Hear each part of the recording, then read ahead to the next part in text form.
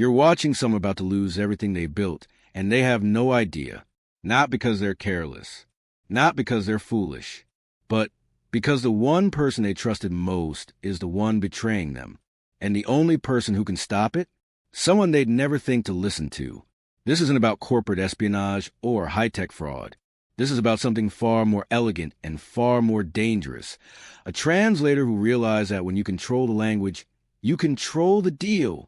And tonight, in a restaurant where powerful people make decisions that reshape industries, one woman is about to risk everything she has to save a man who doesn't even know her name. By the end of this story, you'll understand why the most dangerous lies aren't the ones we tell, but the ones we translate, and why sometimes the people society trains us to overlook are the only ones paying attention. The rain had turned the city into a watercolor painting, all blurred edges and reflected light. Inside Marchand's, one of those restaurants that doesn't advertise because its clientele doesn't need recommendations, the atmosphere felt hermetically sealed from the chaos outside. This was a place where deals worth more than most people would earn in 10 lifetimes were concluded over wine that cost more per bottle than a monthly salary. The floors were carpeted so thick that footsteps disappeared entirely, creating an almost unsettling quiet broken only by the soft murmur of conversation and the delicate clink of expensive crystal. The lighting was deliberately dim, the kind of studied darkness that made everyone look more attractive and every secret feel safer to share. Waiters moved through the space like chess pieces, trained to anticipate needs before they were spoken, to appear exactly when required, and vanish the moment they weren't. At the center table, positioned with the kind of precision that suggested someone had paid extra for the location, sat Marcus Aldridge. If you followed business news, you knew the name. If you followed money, you knew the portfolio. Real estate magnate, tech investor, the kind of self-made billionaire who'd started with nothing and built an empire through a combination of brutal intelligence and instincts that bordered on supernatural. Tonight, he wore a suit that probably cost more than a used car, charcoal gray with subtle pinstripes, tailored so perfectly it looked like a second skin. But what dominated the table wasn't Marcus. It was a document, a leather portfolio folder. The expensive kind with gold clasps lay open before him. Inside, perhaps 60 pages of dense legal text, all in German, formatted with a kind of precision that made it look authoritative even if you couldn't read a word. The paper itself had weight, that heavy cotton stock that serious contractor printed on, the kind that makes even picking it up feel consequential. Beside Marcus sat the translator, a man named Victor Strauss, mid-40s, silver starting to thread through his dark hair in a way that suggested distinguished rather than aging. He wore wire-rimmed glasses that caught the light occasionally, giving him an academic air that inspired confidence. Victor had been Marcus's go-to translator for European deals for 3 years now. 3 years of flawless work, of contracts that always seemed to favor Marcus's interests, of negotiations that went smoother than anyone expected. This section, Victor was saying, his finger tracing a paragraph dense with legal German, confirms your controlling stake in the venture. Majority shareholder status with full operational authority. His voice had that perfect consultant tone, confident without being arrogant, technical without being condescending. Standard European corporate structure. You'll recognize it from the Amsterdam deal we closed last year. Marcus nodded, barely glancing at the text. Why would he? He paid Victor precisely because he didn't speak German, and Victor had never given him reason to doubt. The pen in Marcus's hand tapped a quiet rhythm against the table, an unconscious habit that signaled his mind was already moving forward, already planning the press release, the expansion strategy, the next 10 moves on the board. This deal would give him operational control of a manufacturing consortium based in Munich, access to European markets he'd been circling for years, the kind of foothold that would make his competitors scramble to catch up and his investors forget they'd ever doubted him. Everything about it felt right. The terms had been negotiated for months. The German partners seemed eager. The contract, according to Victor, was exactly what they'd agreed upon. Here, Victor continued, flipping to another section, risk allocation. Liability is appropriately distributed. Nothing unusual for this type of joint venture. He spoke with the casual authority of someone who'd seen hundreds of these documents, someone who knew exactly what to look for and what to dismiss as boilerplate language. Marcus reached for his water glass, noticed it was empty, and in that moment of mild annoyance at the small inconvenience, everything changed.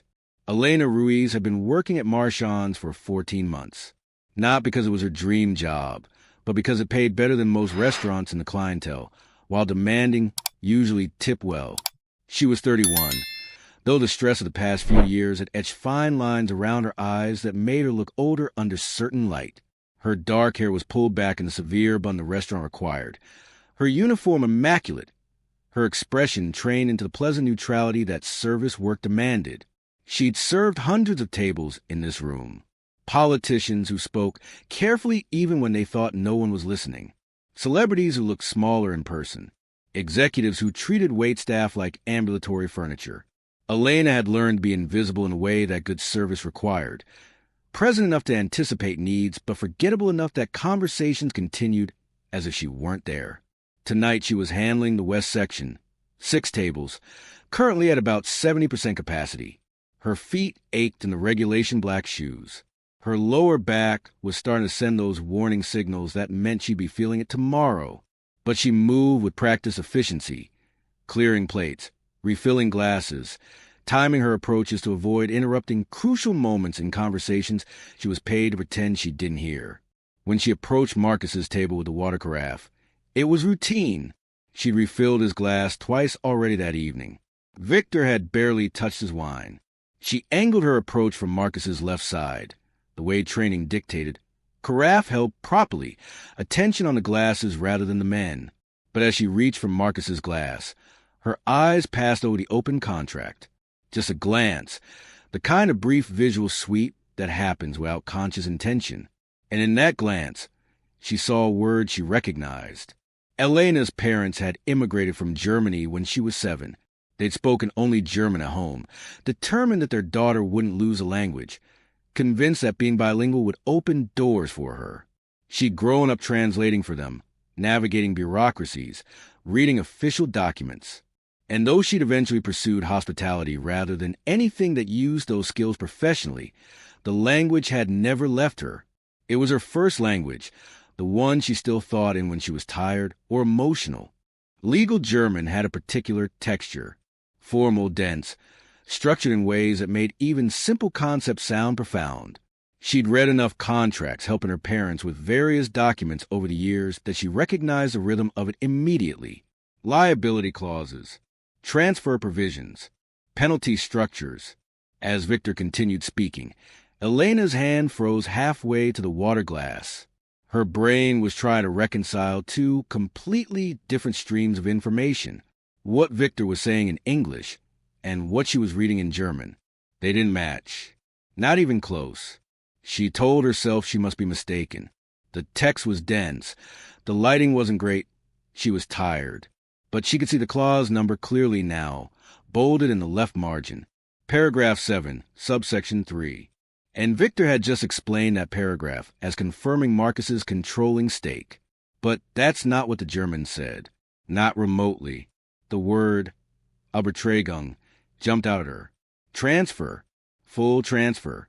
And next to it, unwiderruflich. Irrevocable. Her pulse started to accelerate. She moved to set down the carafe, trying to look natural, but her hands had started trembling slightly. The glass made a soft clink against the table that sounded thunderous to her ears. And here, Victor was saying, his finger moving to another section, the arbitration framework. Clean, simple, entirely standard for cross-border agreements.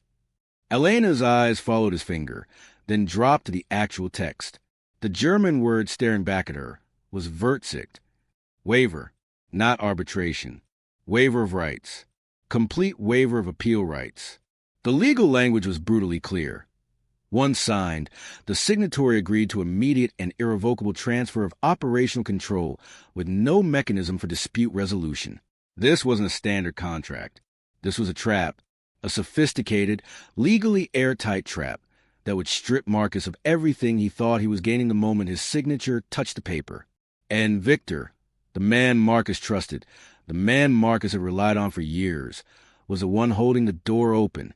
Elena stood there, carafe still in her hand, mind racing. This wasn't her business. These weren't her problems. She was a waitress. Her job was to serve water and smile and collect tips and go home. Getting involved in the billionaire's business dealings was so far outside her job description, it might as well be on another planet.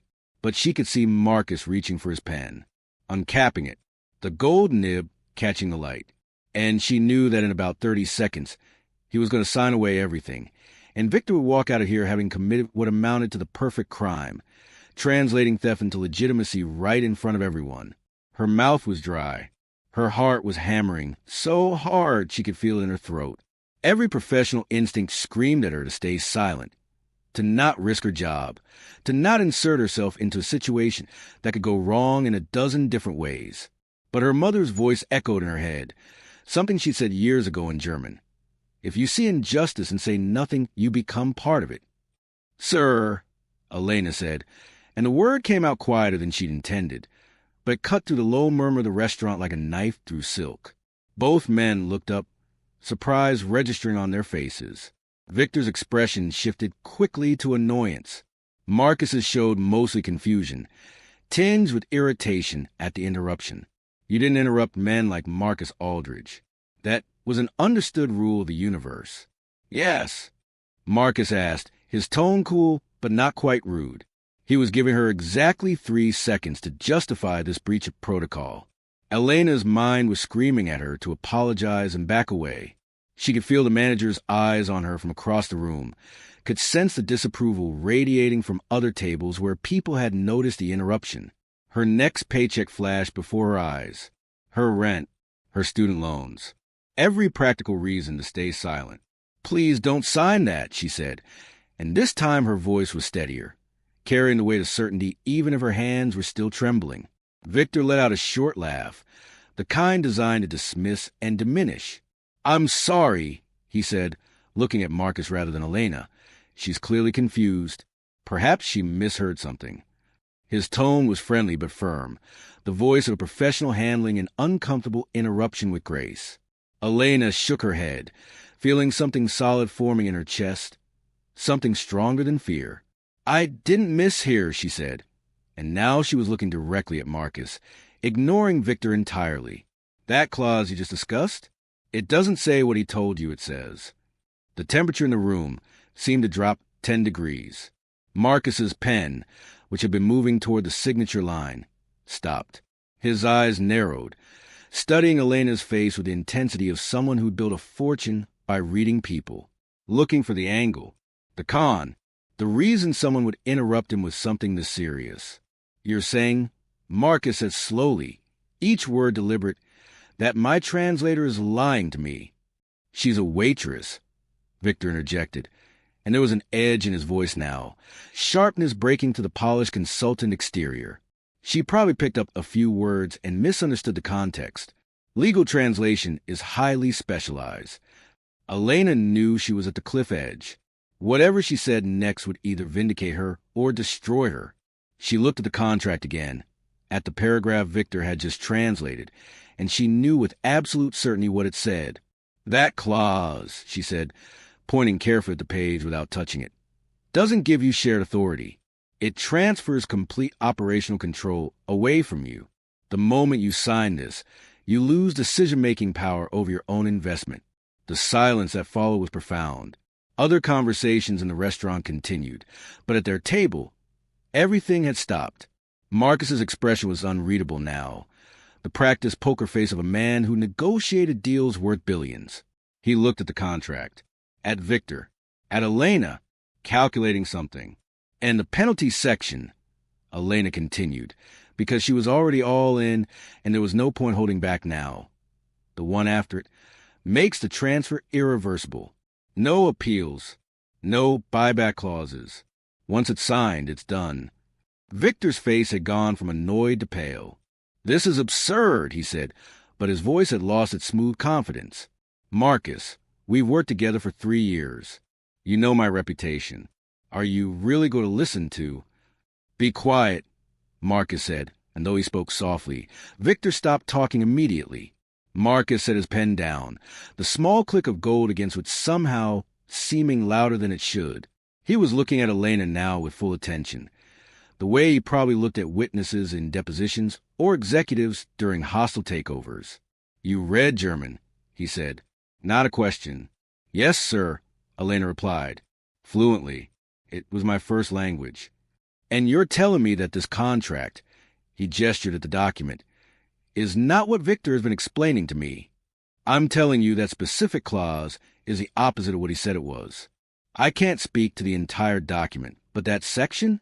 It's a complete transfer of control with permanent waiver of dispute rights." Marcus reached for his phone. Victor started to speak, but Marcus held up one hand, stopping him without even looking at him. He dialed a number, put on speaker.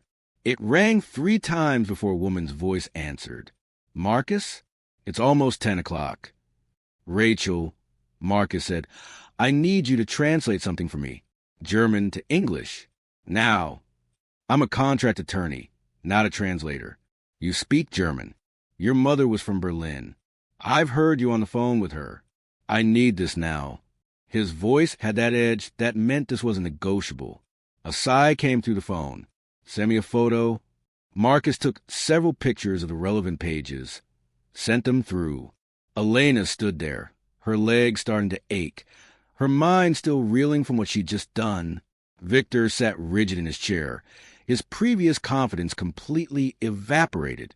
Around them, other diners were starting to notice something was wrong, conversations dropping to whispers, heads turning. 3 minutes passed, then 5. The phone sat on the table between them like a bomb waiting to detonate. When it finally rang, Marcus answered immediately. "Rachel." "Marcus." Her voice was tight, professional but alarmed. "Where did you get this contract?" "What does it say?" "It says that upon execution, you transfer complete operational control of your stake to the managing partners. You waive all rights to dispute resolution. The transfer is permanent and cannot be reversed under any circumstances." "Marcus, this isn't a joint venture agreement. This is you signing away your company to someone else. Do not sign this. Do not sign anything until I've reviewed every page." The silence that followed was a kind where you could hear your own heartbeat. Marcus ended the call.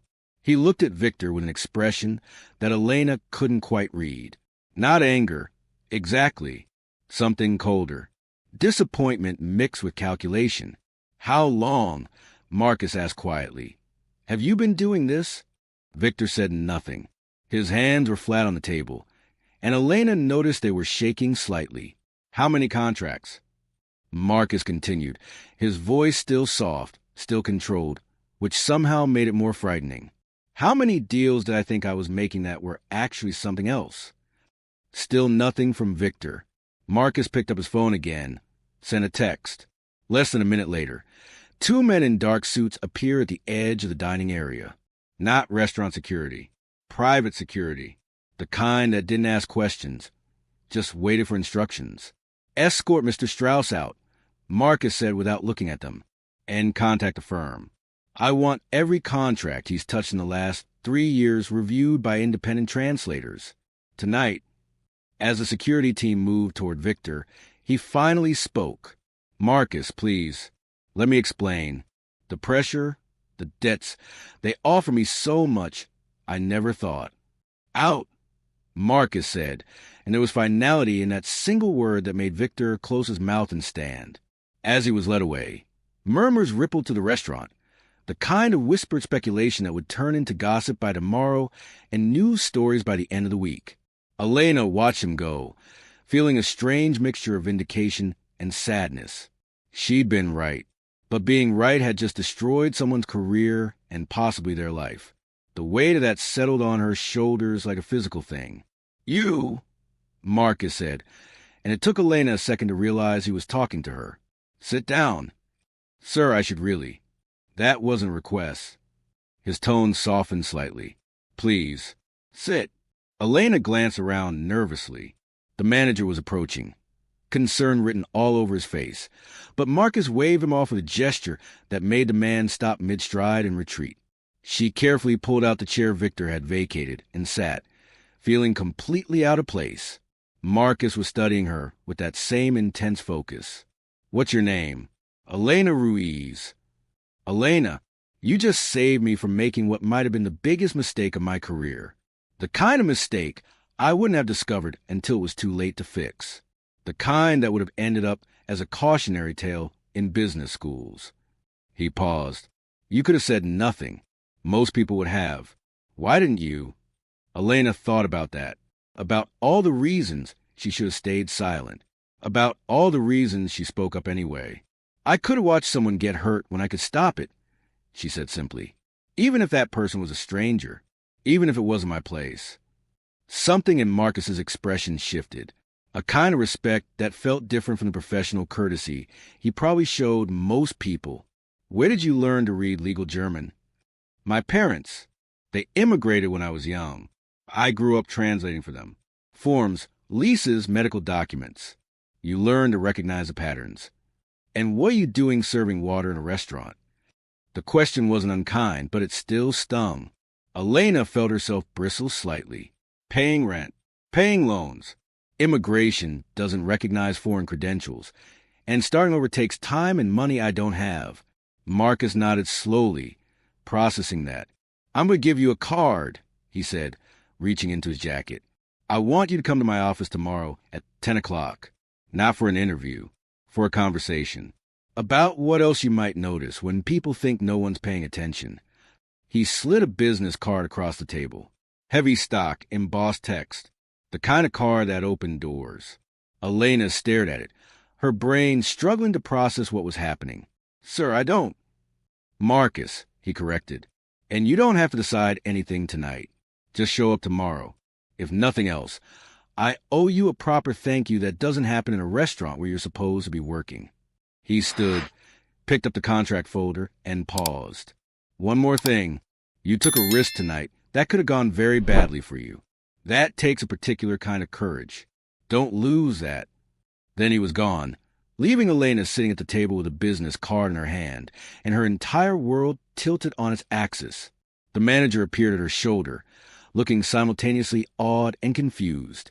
"Miss Ruiz, what just happened?" Elena looked up at him, and despite everything, the adrenaline crash, the exhaustion, the surreal nature of the past 15 minutes, she found herself smiling. "I think I just changed my life," she said. The morning came too quickly and felt too bright. Elena had barely slept, her mind cycling through every possible version of what today might bring. Each scenario seemed more unlikely than the last. She'd tried on 3 different outfits before settling on the most professional thing she owned. A navy blazer that was slightly out of style, and pants that were almost right, but not quite. Looking at herself in the mirror, she looked like someone playing dress-up in someone else's life. The address on the card led her to one of those skyscrapers that seemed designed to make regular people feel small. All glass and steel, and impossibly straight lines reaching up toward the sky, like a middle finger to gravity. The lobby was the size of her entire apartment, marble floors polished to a mirror shine, ceilings so high it created its own echo. Elena approached the reception desk with a business card clutched in her hand like a talisman. The woman behind the desk, impossibly polished and professional, smiled at her with the kind of warmth that was definitely trained but felt genuine enough. "Elena Ruiz, Mr. Aldridge is expecting you. 23rd floor, someone will meet you." The elevator was the quiet kind, the expensive kind where you barely felt the movement. Just floor numbers lighting up in sequence as she rose higher and higher into a world she'd only ever seen from the outside. When the doors opened, a young man in an expensive suit was waiting. "Miss Ruiz, this way, please." He led her through a space that looked like it had been designed by someone who believed offices should feel like modern art galleries. Clean lines, minimal decoration, everything in shades of white and gray and chrome. They passed glass-walled conference rooms where serious-looking people sat around tables having serious-looking conversations about serious things. And then she was in Marcus's office. Corner suite, floor-to-ceiling windows offering a view of the city that made it look like a toy model of itself. Marcus was sitting at his desk, sleeves rolled up, looking more relaxed than he had in the restaurant, but no less intense. He stood when she entered. "Elena, thank you for coming. Coffee?" "Yes, please." Her voice came out steadier than she felt. He poured 2 cups from a carafe on a side table, real cups with saucers, and gestured for her to sit in one of the chairs facing his desk. The leather was impossibly soft, the kind of comfort that rich people probably took for granted. "I'm going to be direct," Marcus said, settling into his own chair. "Last night, after you left, my legal team started reviewing every contract Victor had worked on for me in the last 3 years. We found 4 other agreements where his translation wasn't just incorrect, it was deliberately deceptive. If those had been executed as written, I would have lost controlling interest in 5 different ventures worth approximately $200 million. Elena felt the room tilt slightly. $200 million. An amount of money so large it didn't feel real. Victor had been working both sides, Marcus continued, getting paid by me to translate, getting paid significantly more by the other parties to mistranslate. It's elegant in its way, hard to prove, impossible to catch unless someone who speaks both languages happens to be paying attention. He paused, taking a sip of his coffee.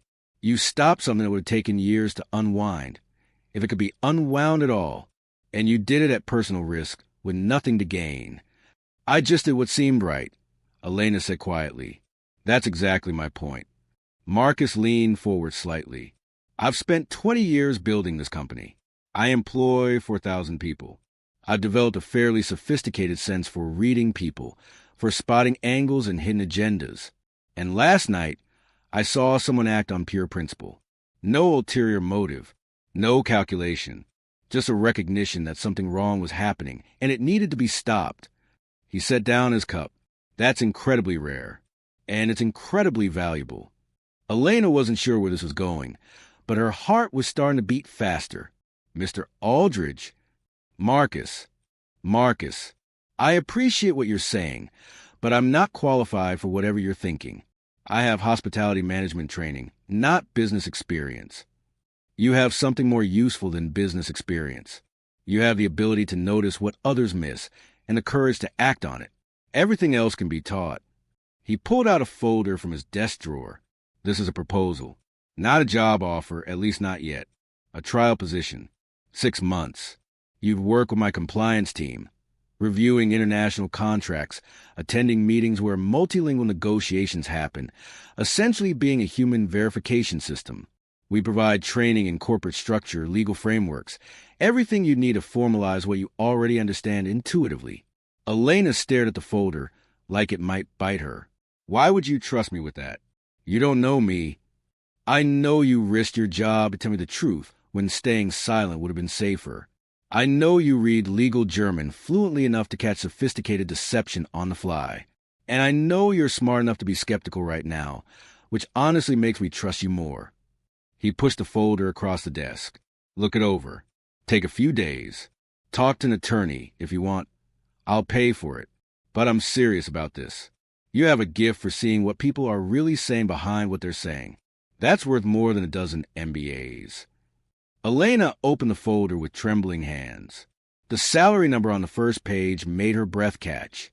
It was more than 3 times what she was making at the restaurant. The benefits were generous. The terms were clear and seemed fair. It felt like someone had taken her life and multiplied it by a factor she couldn't quite comprehend. I don't understand why you're doing this, she said honestly. Marcus smiled, and it was the first time she'd seen him look genuinely warm. Because if I don't, I'm the idiot who lets someone with your skills slip away. And I didn't get where I am by being an idiot. He stood, walked to the window, looked out at the city spreading below them. You know what the most dangerous thing in business is? It's not bad decisions. It's having everyone around you be too afraid or too comfortable to tell you when you're about to make one. You weren't afraid. Or you were, but you did it anyway. That's the difference. Elena looked down at the folder again, at the opportunity spelled out in formal language and precise numbers. She thought about her parents, who'd cross an ocean to give her chances they never had. She thought about the version of herself who'd walked out of that restaurant last night, shaking and sure she'd just gotten herself fired. And she thought about the version of herself sitting here now, being offered a life she'd never dared to imagine. "Can I ask you something?" she said. "Anything. If I hadn't spoken up last night, how long would it have taken you to realize what Victor was doing?" Marcus was quiet for a moment. "Honestly, I might never have realized. I trusted him. And trust, when it's misplaced, is the perfect camouflage for deception." He turned back to face her. "That's why I need people around me who aren't just smart, but who are willing to speak up when something's wrong, even when it's uncomfortable. Especially when it's uncomfortable." Elena closed a folder, made a decision that felt like stepping off a cliff and hoping she could fly. "I don't need a few days," she said. "I'm in." The 6 months that followed transformed Elena's understanding of what was possible in her life. The learning curve was steep, almost vertical at first. She studied international business law, corporate governance structures, negotiation theory. She sat in on meetings where millions of dollars changed hands with handshakes and signatures. She learned to spot the subtle tells that indicated someone wasn't being entirely honest, the small hesitations before answers, the overcomplicated explanations for simple questions. But more than that, she learned she'd been right to take the risk. Time and again, she noticed things others missed. A mistranslated clause in a French contract that would have created unexpected tax liability. A Mandarin phrase in a joint venture agreement that changed the meaning of an entire section. Small discrepancies in numbers between different language versions of the same document. Each time she spoke up, each time Marcus and his team listened, her reputation grew quietly but steadily. Other executives in the company started requesting her presence at their meetings. Word spread other companies, and job offers started appearing. But Elena stayed, partly because the work was fulfilling in ways she'd never experienced, and partly because Marcus had given her something more valuable than a salary. He'd given her proof that her voice mattered. One evening, about 8 months after that night in the restaurant, Elena was in Marcus's office reviewing a contract for an acquisition in Germany. The sun was setting outside the windows, painting the city in oranges and golds. Marcus was at his desk, working through his own stack of documents. "Question," Elena said, pointing to a clause. "This section, on employee retention. The German version says they're guaranteed positions for 2 years. The English version says they're guaranteed consideration for positions. That's not the same thing." Marcus came around to look, leaned over her shoulder to see what she was pointing at. "Good catch," he said. That would have been a hell of a surprise 2 months after closing. He made a note, sent a message to the legal team. Then he sat on the edge of the desk, looking at her with that appraising expression she'd come to recognize. "You know, when I hired you, I thought you'd be good at this. I didn't realize you'd be this good." Elena felt herself flush slightly. "I just read carefully." "No," Marcus said. "You care about getting it right. That's different. Plenty of people can read. Not everyone cares enough to actually see." He paused. "We're opening a new division. Risk assessment and compliance for international operations. I want you to run it." Elena's head snapped up. "Marcus, I've been here 8 months. You don't have decades of experience in corporate bureaucracy." "Good. That means you haven't learned to ignore your instincts yet." He crossed his arms. "I've watched you work. You're thorough, you're honest, and people trust you because you've earned it. That's exactly what I need leading this. Will you do it?" Elena thought about that terrified woman who'd stood in a restaurant 9 months ago, voice shaking, risking everything to tell the truth. She thought about how far that woman had come, how much she'd learned, how much she'd proven to herself. "Yes," she said, "I'll do it." Marcus smiled, reached out, and shook her hand. "Good, because I wasn't taking no for an answer anyway." As Elena left his office that night, the city spread out below her in the darkness, lit by thousands of windows like stars falling to earth. She thought about what Marcus had said once about trust and courage, about how the most important things weren't the ones that came easy, but the ones you had to fight for, the ones that scared you. She pulled out her phone, looked at an old photo of her parents in their small apartment, proud and hopeful, and so certain that bringing her to this country was worth every sacrifice. And she whispered to them in German, "Look at what your daughter did. Look at how far she came."